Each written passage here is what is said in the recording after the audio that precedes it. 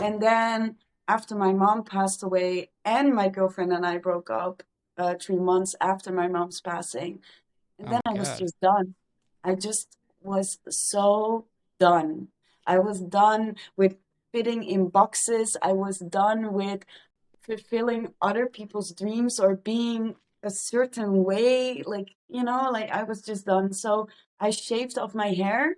So you're saying that you were gothic and then you kind of went non-goth for a while, then you realized that it wasn't really you, so you went even more gothic than before, and then now, is it fair to say you're in a happy place now of who you are?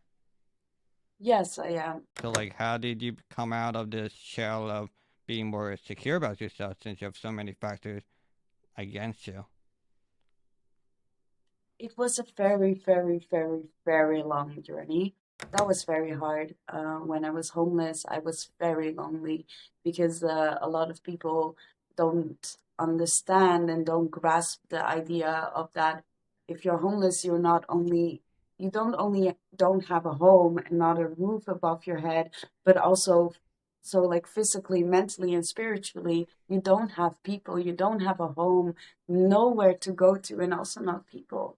And that's so rough. And people just spit on you on the streets. It's very dangerous. Like you're never safe. What amazes me is that not only in the rare disease, but like in your situation, as shitty as everything was, you still kept going and still found life. So, like, what kept you going? Honestly, this is not the answer that you want, but I didn't have a choice. So I was very stoned and drunk, and then I looked at myself in the mirror and I had a weird conversation with myself. And honestly, I was very strict with myself and I was like scolding myself out and be like, what the fuck, bitch? Like, who the fuck are you? Like, this is not even who you are. And then I was like, really um, in that mindset of like, okay, bitch, listen, we're going to go through this. Like, you're going to stop drinking, you're going to stop with your weed and hush, you're going to, like, you're not gonna deal in drugs, you're not gonna steal, you're not gonna do anything of that. You're gonna feel that you're fucking homeless. I don't give a fuck if you're crying. I don't even give a fuck if you break, because if you're out of homelessness, then you take nothing with you anymore.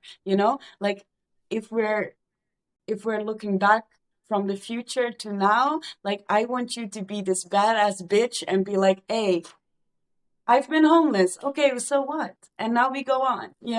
And that doesn't work if you're now like fucking up your life. So, Who? why I came up with the term enabalism, and why I want to write a book about it is because now we use the term ableism as an umbrella term, but also ableism we use as to describe the systematic oppression and the systematic discrimination of physical disabled people. So that gets very confusing. Hello, welcome to my podcast, to Mics One JoeySooch. I am Joe Sooch, and I'll be giving a mic to Clementine. She is a monarch of witches. She's also autistic, a zebra, a writer, a tree, a willow. First things first, you claim to be the monarch of the witches. Prove it. The only way that I can really prove it is like I have like bitch here. So that's very Okay. important. But I also have witch here. And just I don't know if that is enough proof, but I think I that's would enough love to. proof. Okay. Like, those, like when a couple, like, they're dating and they have like a tattoo of their significant other on their body to show their love. I think that proves that they love them, right? Maybe, but that goes wrong a lot of times. So I hope this Yeah, doesn't go wrong. Like, but you never know. I mean, it's pretty permanent. So I feel like if you get a tattoo, then you feel like this is it. So the Yeah. next will be: should we hold a funeral for Naomi?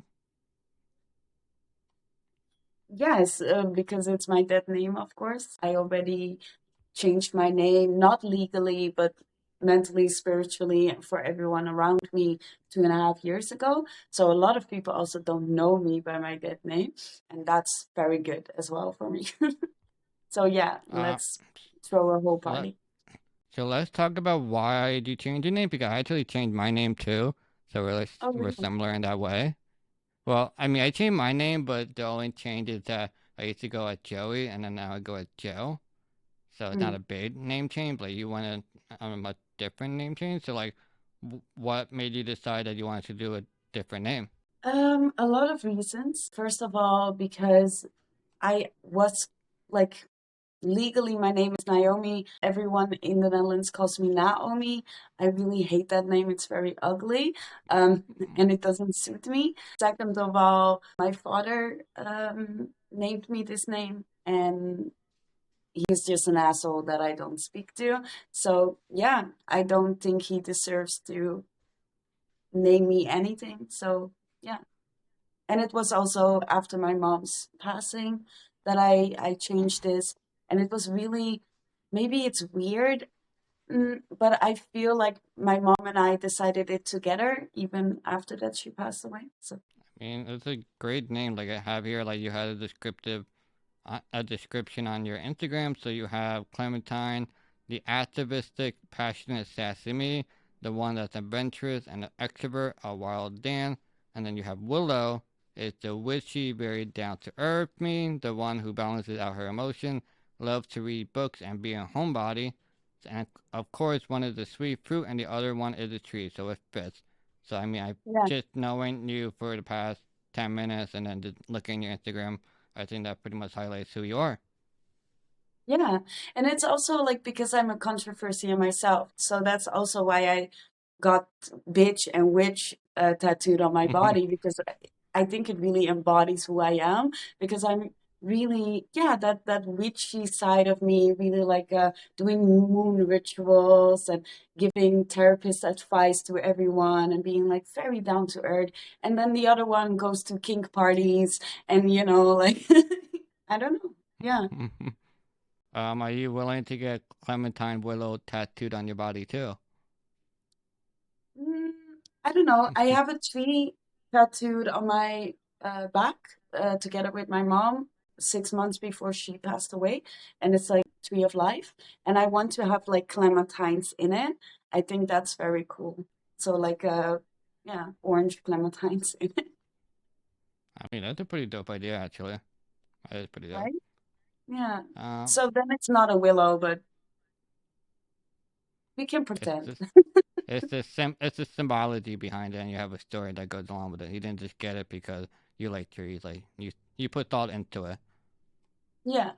And I have way more tattoo ideas, of course, and I have now like a right leg sleeve as well.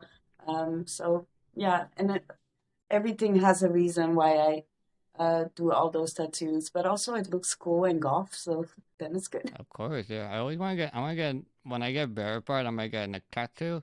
So I'm just waiting to get verified. So that'd be really dope. That'd be my So first then you want tattoo. to get like a verified thing, or like what? Oh no! When I get verified on Instagram, then I Yeah. kind of know that that will be my career path. Okay, once you get a neck tattoo, it kind of like you limit yourself from jobs. So like if I get verified, that's showing like the work I am doing is like will be my job, and like I have to commit to it. So like the way I Mm. want to do, I want to get a tattoo like behind my ears.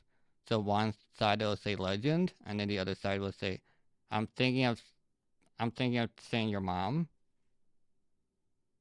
So your So mom and then what? legend. Cool. Be- But be- like that's very funny to me because I don't know why you want to have like your mom like behind your ear, but in the Oh, Netherlands, like so it's just like, so I can tell people I have your mom tattooed on me, and then they'll be like, "What?" That's the only reason. that's very funny. But like in the Netherlands, we say a lot of like oh je moeder, so like your mom. And I say that a lot. And then also after my mom just passed away, a lot of I was just still like, oh, your mom, your moeder. And then people would say like, oh, your mom, and then they would like back off, like, no, no, no, no, Yeah. no, no, no. And I would No, it's laugh all. very, right? Yeah, I mean everything I do is for comedy. Like the legend, I want to get tattooed done just because a lot of people like I feel like have self doubt about themselves, and then the other thing that once they die, then they realize they don't know because they're dead, but everyone go, oh, he was a great person and such. But like, I know who I am as a person, so if I get a tattoo, I know I'm a legend anyway. So like, I want to Yeah. die knowing I'm a legend, not die and then never know about what happens. That's why. Mm. Yeah, but But like also it's your body, right? And you can do with whatever you want with it, honestly.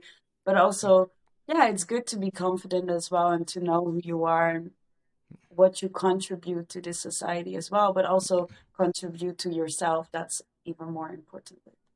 yeah, it's great. But I want to talk about you because this is your podcast. So you keep talking about your mom. So I was looking at your Insta, just looking at questions and just observing who you are as a person and such. So you went from a bright colored clothes and smiling to a darker and more expressive. Was there a change of demeanor around the time that your mom has passed away? Um, I don't know if I was like smiling more in that moment, actually. I think I was way more depressed in that moment than I am now. I think so. To really back up this story, I think we have to go back many years. So when I was 13, 14, 15, those kind of ages, like I was already a goth and an emo. Then I Mm-hmm. got in a long-term relationship. And when I asked her, like, it was after my homelessness and I was already changed a bit to normal, but still alternative, but not that much. Mm-hmm. And then I asked her, like, would you still be with me if I was this goth as I was before? And she said no. So I didn't. I was not, and it's not her fault, but like it just happened over time, I think.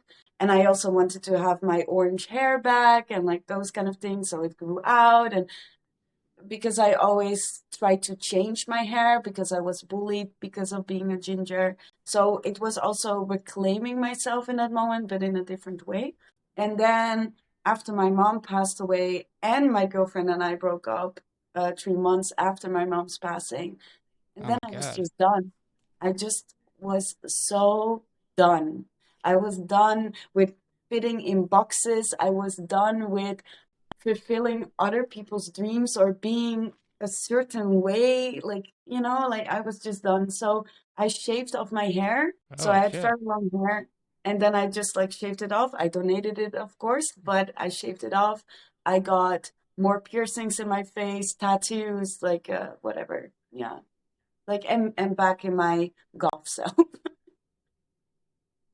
So you're saying that you were gothic and then you kind of went non-goth for a while, then you realized that it wasn't really you, so you went even more gothic than before, and then now, is it fair to say you're in a happy place now of who you are?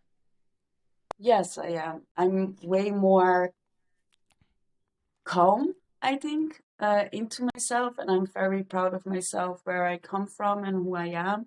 I think in my past, I didn't really think about me and like my boundaries. I never had boundaries as well, so I just followed, and now I can finally say no, and I can finally, paint for hours and be like, fuck you, and that's it, I think.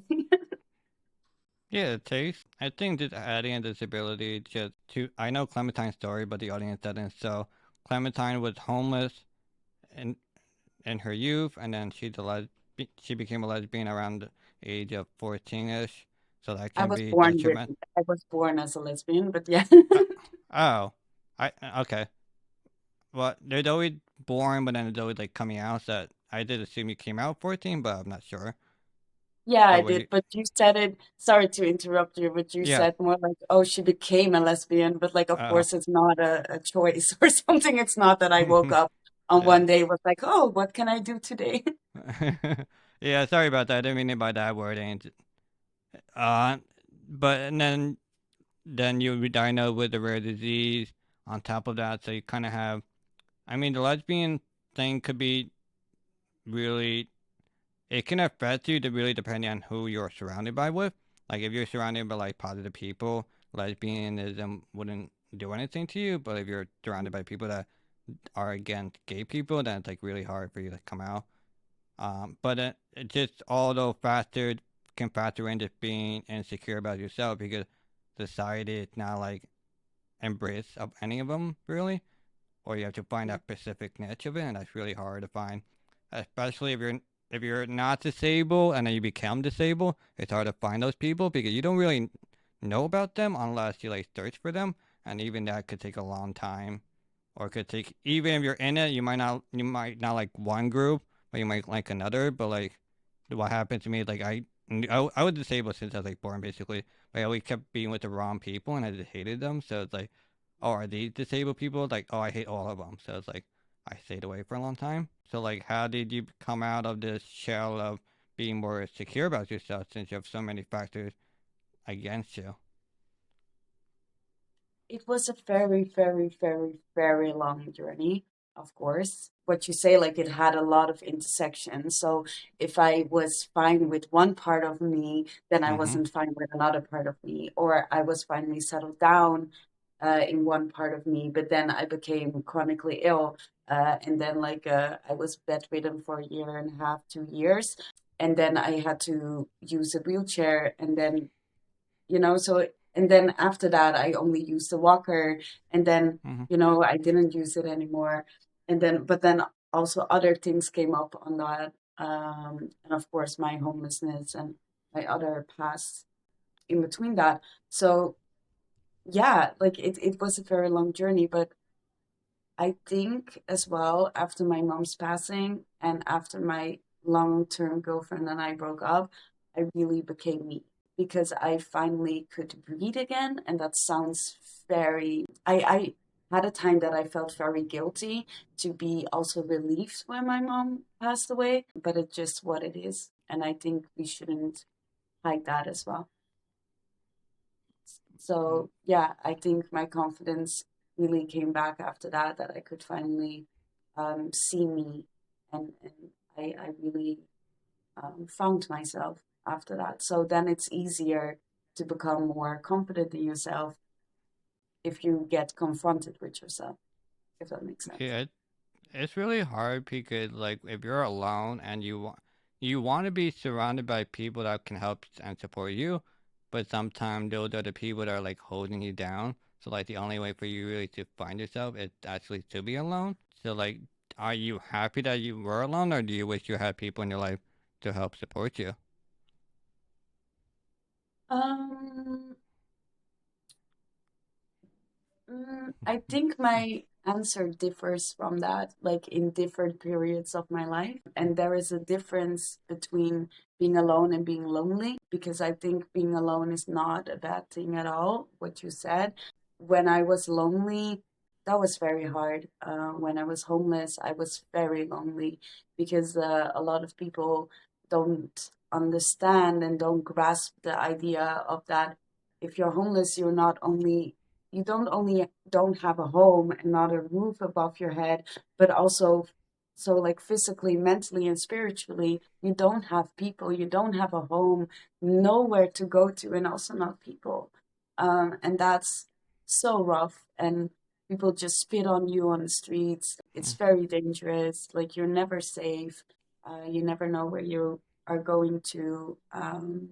So that's very rough, and I felt very lonely those 2 years. So yeah, that's it. Yeah, I mean, I'm sorry to hear that you had to fight through so much just to get to this place. Like, I don't even know. So, like, I can't fathom being homeless because I'd never been, and I couldn't imagine how you felt just people spitting on you, and that's like the lowest of the low. Like, even rats don't get spit at, they just ignore it. So that's really shitty for people to do that to you. And I'm sorry that ever happened to you, but like, what amazes me is that not only in the rare disease, but like in your situation, as shitty as everything was, you still kept going and still found life. So like, what kept you going? Honestly, this is not the answer that you want, but I didn't have a choice. I just kept going. I In that time I was also very naive. So also because how I was grown up, like how I was raised in a mental abusive home. So I already came out of a very, very toxic and narcissistic household.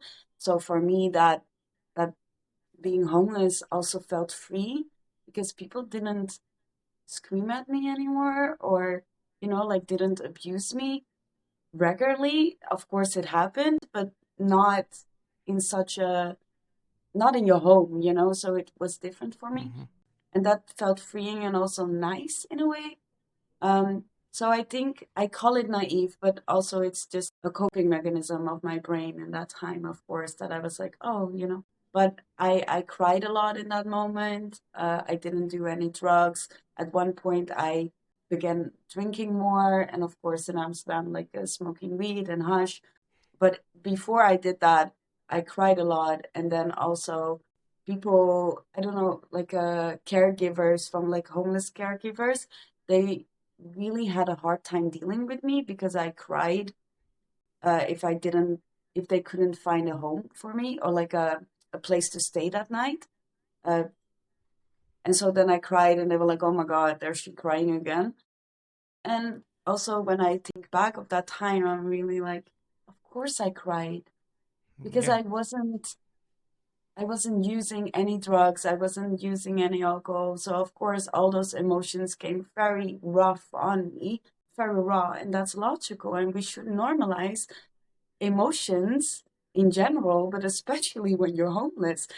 Because honestly, if you think when you stroll next to a homeless man or a homeless woman, a lot of people are thinking like, ugh, there is like a homeless person again, ill, this person does it to themselves, like those kind of things, or you know, it, we we dehumanize homeless people, and that's like very hard.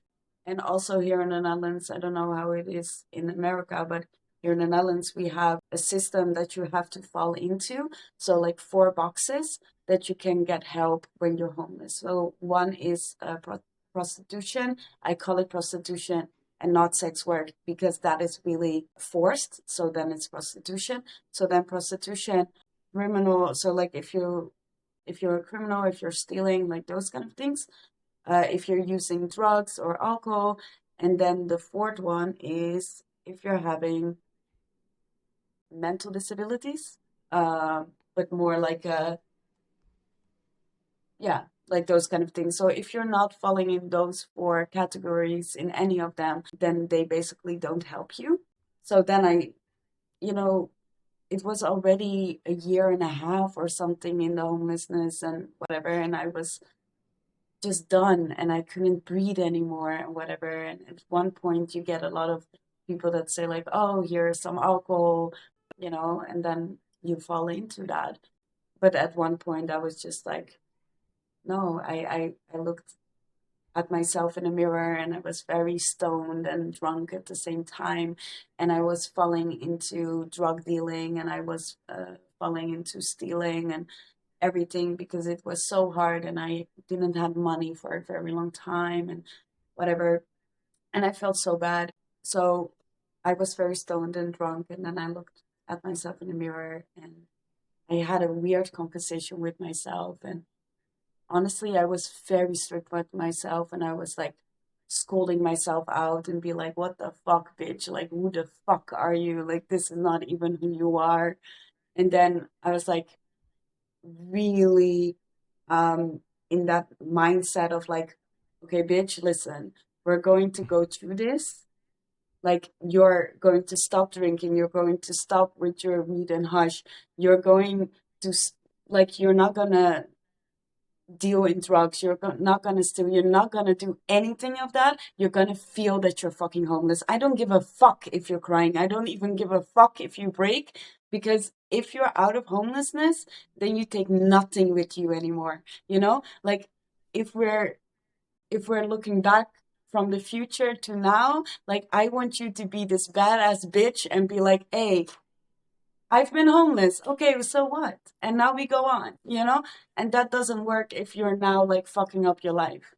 So yeah, and then I stopped. And then a while later, a year later or something, I got things. Yeah. And then Uh-huh. now you have a chair that's hanging from the ceiling. Yes, it's not really hanging from the ceiling, but yeah. I mean, that's a pretty great arts and character development. Like amazing that you just looked at the mirror and you're just like, fuck you, fuck all the excuses, and I'm gonna try to make something out of it. And it ties into, I think you're one of the best advocates you can have in the disability space, but being homeless because you lived through it and you know how shitty it is, and they're a prime example of yes, you can have everything against you, but you can also live a fulfilling life too. Yeah, of course. And I don't want to disregard how hard it is, and I don't want to invalidate how hard it is, and that I still struggle with depression, of course, and PTSD, of course. And that's fine. That's fine. And it's okay to be not okay. That's all fine. But eventually, what I found for myself is that it doesn't help to beat myself up for what happened to me and beat myself up for what other people did to me. Like it doesn't help. Like I should be my lover. I should be my one and only. That's it. Yeah, I mean, I can't physically clap. I want to give you a round of applause if we're just getting it to this day because you have one hell of a story. What? Yeah, I want to give you, I can't physically clap, so I do want to give you a round of applause for it's getting here. I think it's Mm, just amazing to just hear you go through it, add a story, and here you are today, just kind of killing it. Like I think of my advocacy, and I feel like, yes, I am doing some advocacy, but you experienced so much. I feel like so much worse than I did, and you came out on the other end so brave and strong, and like not only are you okay with yourself, but now you're using that strength to help other people too to get it. Like you just using you as an example. Like if I can do it, you can do it too, and that's really remarkable to say. oh, thank you. Yeah, but like a lot of times I feel, of course, I do a lot of work and those kind of things, but I don't have much followers on Instagram or those kind of things. So then people like you who do podcasts and like those kind of things, I really admire that. So like the grass Mm-hmm. is always greener on the other side anyway. Yeah. But my mom always used to tell me, like, even if you only reach one person and change their life, then it's already job done. And I agree with that. Yeah. No, of course you're doing amazing work, and we were just talking about before the podcast, like you're traveling to all these different countries and you're creating workshops to help other people, and it's like really dope to do that. You're actively trying to change the ways the systems are being done and just being helpful to society because like I'm sure you can agree that people in those situations they need a helping hand to get out. They can't do it on their own no matter Mhm. I mean there may be some few people that can do it on their own, but some people just kind of need that helping hand just to get out, just to like set them straight and be like, hey, this isn't working. Something has to change to Mm. see like a brighter light, I guess. And like you are proving that day in and day out, and it's hard. Like it's the whole mindset that yes, I have my different kind of mindsets in my journey, but I don't think I can compare it to yours in any way. Like I think it's just you're just an amazing person. It's great to have you on my podcast. Of course. Yeah. We all have our different stories, of course. But when you were talking about that, I thought about something that I did as well that really fits into this because when I was homeless, I also had my privilege because I was able passing in that moment. Like I Mm-hmm. had a lot of pain, but I didn't know what it was coming from, and I didn't use a wheelchair in that time as well. And then after a while, of course, I wasn't homeless anymore. And then people asked me, like interviews, and like on the television as well. And there was like a program, and they asked me to talk about LGBTQI plus homelessness. So LGBTQI, LHBT, LHBTQ plus homeless youth more. And what they asked me was that I was going to talk about that, but what I really felt was that I was never I didn't become homeless because I was queer or those kind of things, but I had whole different reasons. So I talked about the issues like the intersections, but what I did on that television program, because I knew that they were going to film, and I told them to go to a particular to the gay street, and I knew that that was very visible, that there would be stairs, and like, that it wouldn't be accessible, because I endured that in that moment as well. So then I went on the television with my wheelchair, even if I didn't need them, like need my wheelchair in that moment, but I just took it Yeah. to Like you wanted to prove, because it's easier to like say, oh, this is not wheelchair accessible, but if you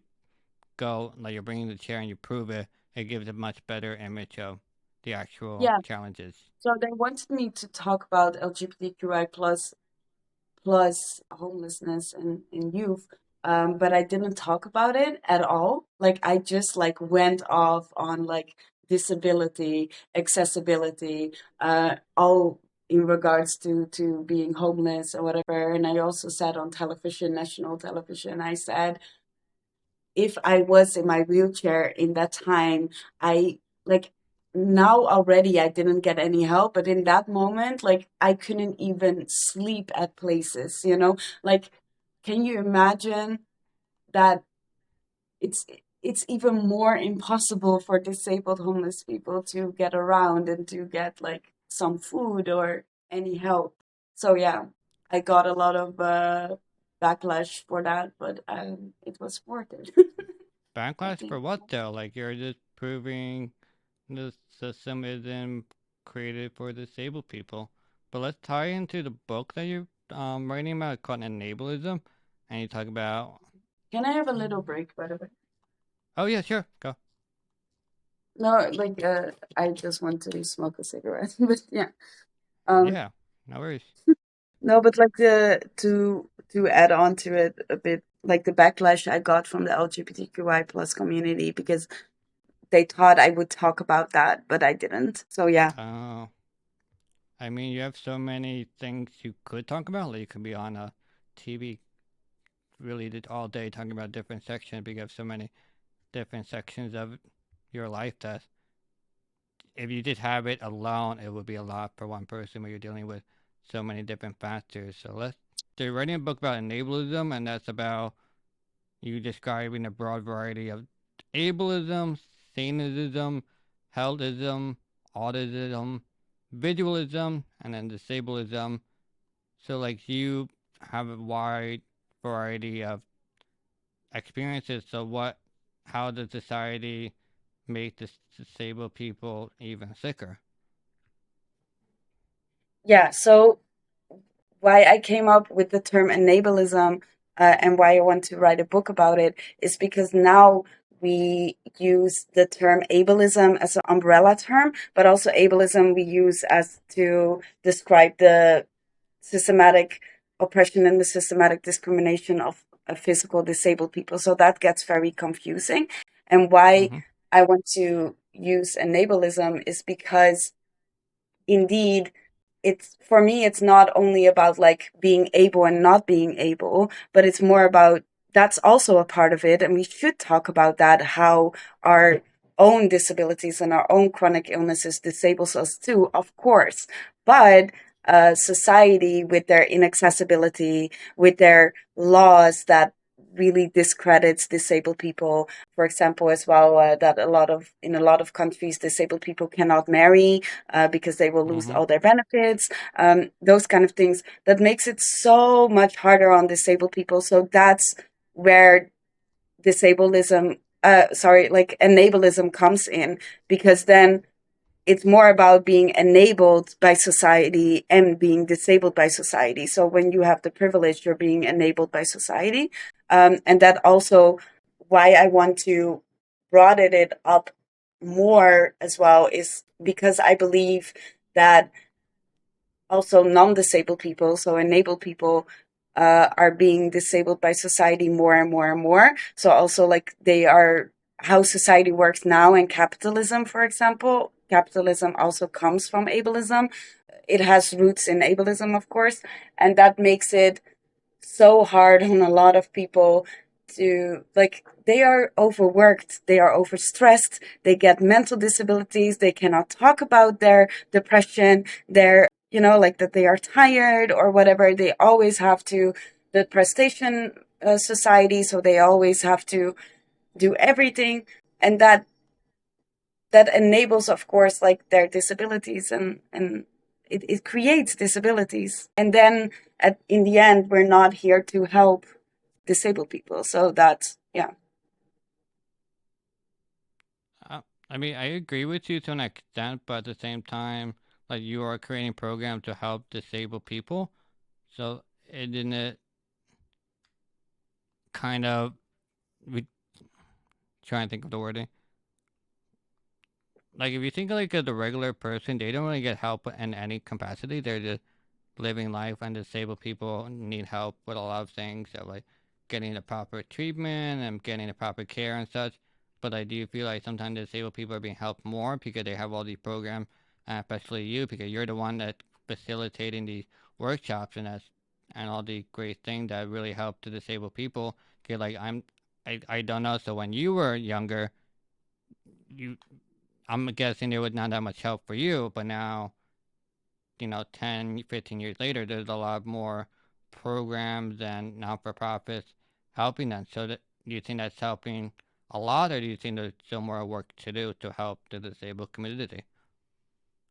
There is a lot to do to still help disabled people. Like, it's just because I'm making programs and workshops and study sessions for disabled people doesn't mean that that solves the whole problem, because why Mm-hmm. we are making those study sessions and workshops is because of the ableist society. It's because we are being discriminated and oppressed by society every day. Like, because disabled people are getting killed still.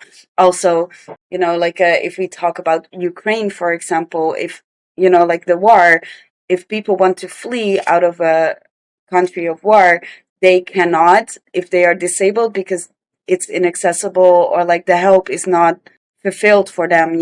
So it's not because of my work that, yeah, there is a reason why I do this work, and I shouldn't be doing this work in the first place.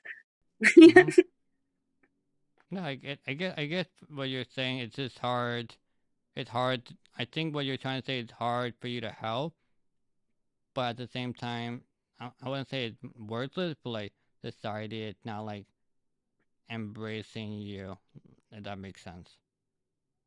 Like it's like a system on top of you that no matter how hard you try to break through, society will almost always win because disabled people did not add value as much, and a lot more work has to be done to a disabled person. So, like for example, let's say you have a house and it has stairs. You can't just like put a band-aid on it, right? You gotta like remodel it to make it slope.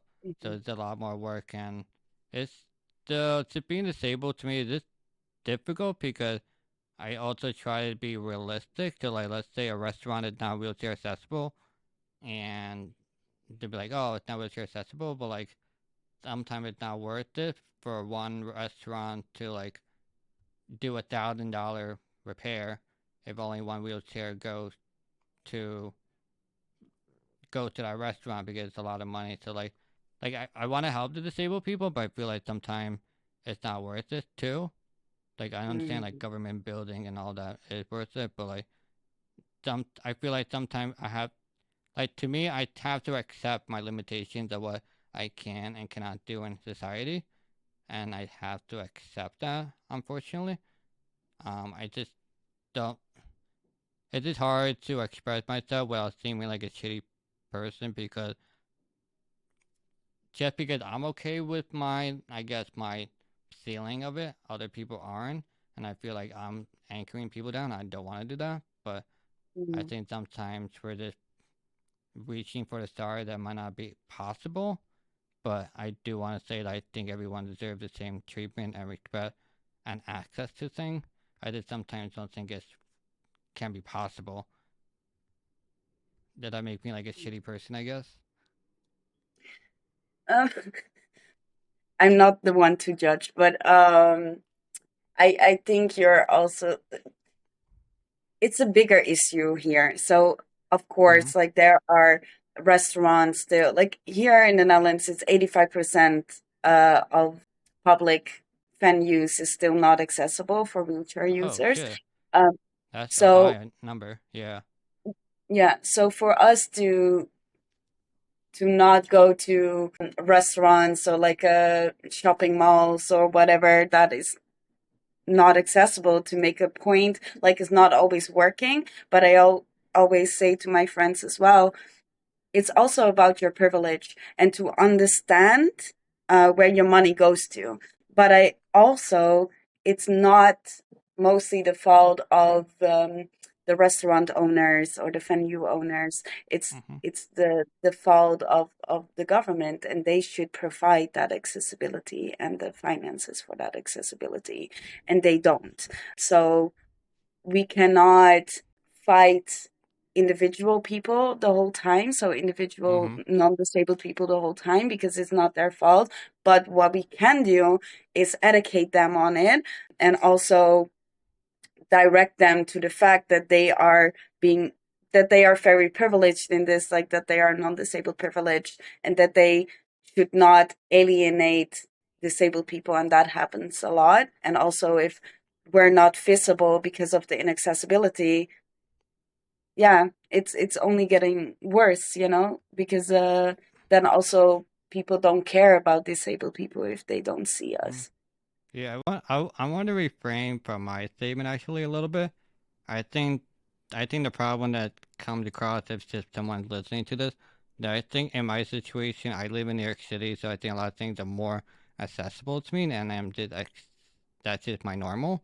So I did apply that to everywhere else. But when you were saying like 85% of it not accessible, that's a really high number, and so like now I'm one. That's why I want to reframe my statement because I don't know if I'm a privilege, but like I think I'm just I don't want to say I'm ignorant either about it, but like I think I just don't know enough about other people and things. I think I'm just I think I want to say I'm lucky to be in New York City. That Mm, very pretty accessible, where a lot of people aren't in high populated cities at all or anything like it. Maybe in like the big cities in Europe might be decent, but if you go to any like the second popular city or even the third popular city, it will not be a great at all. So I think it's I think I'm also limited that I think it's a little privilege for you because you were in a wheelchair but now you can walk. So but since you were disabled in the wheelchair, you when you're in that time you knew what wasn't working. So you're in that mindset. So now that you are working and walking, you can be like, hey, that not like you see it in a different light because you. yeah, I think deep down you kind of know you might be in a wheelchair again, but you're also advocating for other wheelchair people too because you see it. You see it in light. Like you can't just talk to a regular person and be like, that's not wheelchair accessible. That's not like they would even know what to look for. But like you really are trying to advocate for a better change. And yeah, you nailed it. You can't invite we can't fight individual people because it's exhausting. Like there needs to be like the government that has to like establish these laws of like, hey, you you gotta make these wheelchair accessible. Like this is the future. You know, there are gonna be disabled people before we're here and after we're long gone, and it's a long, long, long fight, and it's yeah. exhausting. It is exhausting, but it's even more exhausting when you have to live it. And that's what you said Mm-hmm. as well. Like I lived it, and I'm going to live it again, because I have a chronic illness and like a progressive Mm-hmm. illness. But and that really makes me realize that I'm now very privileged, so if I can make myself exhausted with this kind of material, like this kind of subjects now, of course I will, because this disabled people, and then in this terms, like physical disabled people, so like in wheelchairs, don't have a choice. So yeah, if I can use my privilege that I have now to fight for that, why not? Like, because yeah, Yeah, I mean, I also want to add that, like, I also want to add that being disabled is tiring in itself, even if yeah, everything is okay. But just to be, but your body is not like operating normally. It's kind of always fighting something, and then on top of like working and stuff, like did life stresses, and then on top of that, you're willing to fight for like change for yourself, but also other disabled people, and that is exhausting too. So like when you be like I see an advocates like if they're willing to make the videos and like call out people, that's exhausting to do from day in and day out. And it's almost a thankless job too because you don't really see anything and no one like it's like it's really a group effort of helping each other out. Like no one can be like, oh, Clementine helped create this ramp. Like no, like you and I might know about it, but most people won't. They won't see the people willing to fight for these things for a long period of time, and it's exhausting. And it's like, holy shit, these disabled people are amazing, making change. You know, they're people that can't walk, and like they're going through all these extra fucking hurdles and everything, and you're just fighting things that most people wouldn't even think about. And it's like mm. crazy, crazy to live But in this that's world. but that's the thing, like in activism, especially disabled activism, you don't get the credit for your work, and that's exhausting as well. Like sometimes, like I changed a lot of laws, like I did a lot of things, and I also know my friends did a lot of things, but a lot of people don't know our names. They don't know what we Mm-hmm. did. They don't know how much emotional labor we put into it, and also like our health, because I'm still chronically ill. Mm-hmm. So if I do like a big demonstration or going to politics and having debates for days and days, like my health cannot take that. So then I'm Yeah. like months, I'm just like in bed and like crying and puking and whatever, but people don't see that, and they also don't want to see that because that's again like the idea of like being productive and being like being Yeah. positive, and everything has to be nice and you have to contribute to society and like da da da da da, and we don't want to see the ugly side of it, but the ugly side is our life, is my life. It's a really shitty end to the stick because like you want to advocate, but like you don't, and then it's like you seem as annoying. And like, I mean, like there's like a line between toxic complaining and then being like okay complaining. If that makes sense. Like I think some people complain. Mm. I think we can both agree on social media. Some people complain a little bit too much. And it's like, okay, like we get it. So before I take the mic away from you, is there anything you want to say? Promote any words of wisdom, the winning lottery numbers? Well, mic is all yours. No, I know I'm a witch, but I cannot predict lottery numbers, unfortunately. Otherwise, I would make Oh all man. my disabled siblings rich. But yeah, no, I for wisdom, I always find that so. I don't know if I'm the one to say that, but I think if I want to share something, um, really don't give a fuck what other people think. You're Like to, would you like to end this with a poem instead? Well, oh, I was already saying something, but Yeah. Sorry, yeah, sorry I oh interrupted yeah, you. sure. But I was Uh, already saying something, but yeah, sorry. yeah. Can you just repeat it again and if you like to end it with a poem, that's great. If not, Can you then see me, or can you still see me or not? I don't see you, but I think it's gonna record in the back. Yeah, I Okay, can. because I don't I'm see you, but when I do the final edit, I'll be able to see you. But yeah, here. So okay. yeah, sorry. I'm gonna go back a little bit. Start what you were saying before with the words of wisdom because I interrupted you by accident, and then you can finish up with the poem. Yeah, Is that I'm okay? trying to find my poem first, Yeah, if you don't yeah, mind. yeah. No worries. Mm-mm-mm. Mm, yeah, take your But it's time. shitty that you cannot see me now. But yeah. Yes, I mean, I always try to be kind of a little spontaneous too. I don't want to feel too structured. So take your time, pick a good one, whatever you like. It doesn't matter how long it is. I'll leave it all in for you. Yeah, but I will first continue with. Wait, I go back to you. Yeah. Hello. Um.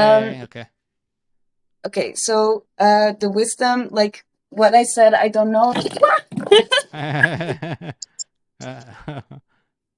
That was great. I don't know if I'm really the person to give wisdom, as we're all learning, of course. But if I would say something, I think I would say, honestly, don't give a fuck about what other people think. You are your own person, and you know who you are, and you know your destiny in this world. And if that doesn't combine with other people's ideas of you, or of productivity, or like those kind of things, don't give a fuck. You are you, and you know your own heart. And in the end, you will be with you only, So, like, don't try to change yourself for any other human being. Yeah. Okay. Okay. I couldn't say any better myself, so we're just gonna end this with a poem, and we'll be going. What So kind of what? poem do you want? Do you have a suggestion, like what kind of subject do you want? So I have like about Uh, toxic love, of course. I have a bit more like deeper about grief. I have about trauma. I have about sanity. I have about BDSM, sex. Tell me. Okay. I don't know. I'm always fascinated with the sex. I don't like BDSM though, so I guess lighter sex is fine. And if that's an option. Sure. I'm gonna so I'm gonna search that one. I think I so I'm going to do my most cringy sex one. It's very gay. And Okay. I I'm don't okay. like it that what? No, I'm not gay, so I don't know how I'm gonna relate. But hey, I want No, maybe maybe it's about yeah, you will hear it. yeah. Let's do it. I'll So listen. my friends love it. Um but I find it a bit too cringy. But okay, here it goes. I love it. Let's go. I will write poetry with my fingers. I can go deep with a sonnet, bringing you to your knees. Fast with an haiku, leaving you nothing than just a crave. I will read you like poetry, tilt you slightly while I'm laying down, getting the angle just right, wear you as my crown. I will write poetry with my tongue, let the words come out as spit. I will write poetry with your clit.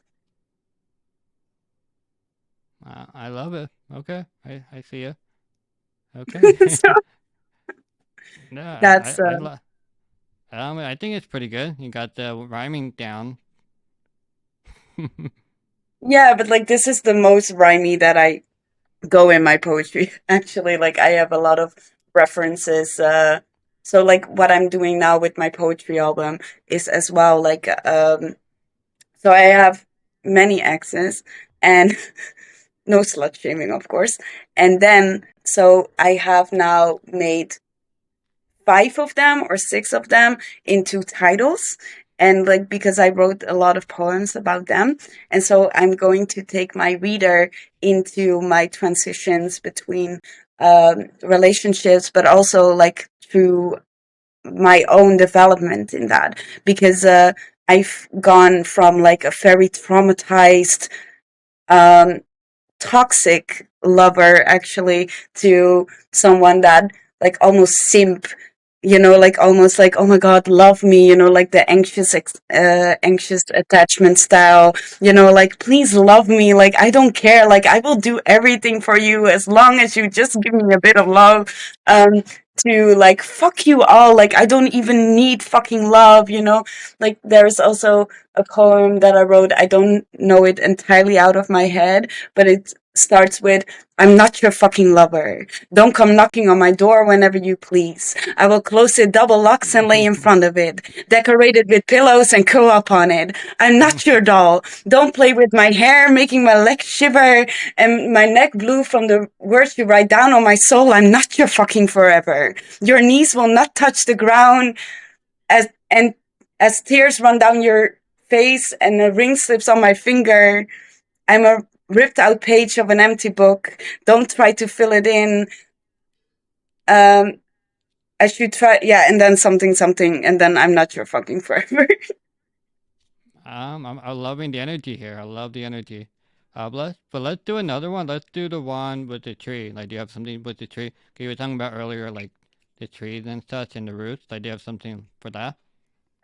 Uh, okay, so Like, it's, yeah, I have one, but that's not about love. no, let's do like Um, one that's like you feeling like a tree or symbolism with the yeah, trees since that represents you. this one is about how I was suicidal. And it's Okay. really having a lot of natural elements in it, and it's one of my Okay. favorites. So Let's hear it. I asked the water to leave the ocean, while I asked the leaves to stay. I begged gravity to fall on its knees, the air to stop breathing. I wished for the stars to never shine again, the moon and sun to be reversed in theory.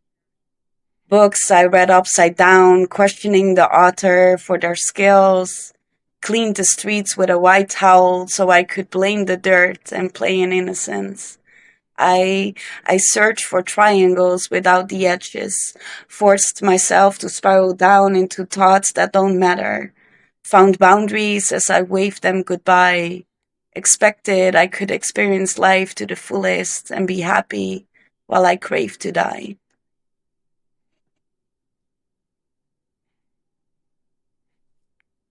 Yeah, that is pretty dark, but yeah, I love it. Sounds pretty great. But when Yeah, did you like, expect the books to be published? Do you have a timetable? yeah, so Um, the book about enabalism is going to take 3 years at least because it's a Yeah, lot of things, and I have to interview disabled people, disabled activists as well. And having a lot of research and a lot of whatever. yeah. So that takes a while, and I want to the poetry book I want to have this year or beginning next year. Okay, I see you. Okay. So I mean, yeah, that because I could write not every set. day, You gotta write how you're feeling at the time too. I'm sure you'll write something and then like 2 months later you'll just cringe at it and like hate it, or you like add to it and stuff. I write scripts for my videos, so like I see it too. It's just but you're going as you go through life too. Like you could be like okay now and then 6 months later being shit, or the other way around too. But you just go Yeah. whatever you're feeling at the moment. It's difficult. No, So exactly. And that's also why it's good to like for my poetry album, like to do it this year or beginning next year, because I think because the way I'm writing it is really in the sense of like it was me in that time. So then it's fine that I don't like the poems anymore or that I mhm. don't agree with it anymore because of course I don't agree with it anymore because I grew because Yeah. like I am a tree and like that's all fine. So yeah, that helps. But with the enablism book, it's very difficult because I don't want to step on people's toes. I don't want to, like I want in many many years I still want to be like, yes bitch, like this was the book, like you did this, like like it's still accurate, but that's hard. No, so thank you, Clementine, so much for giving me your time and expertise. I think we can all agree that you're a badass and you're that bitch that can do a lot of great things. Thank Um, you. thank, thank you everyone for listening and watching, and I'll see everyone next time. Bye. Bye.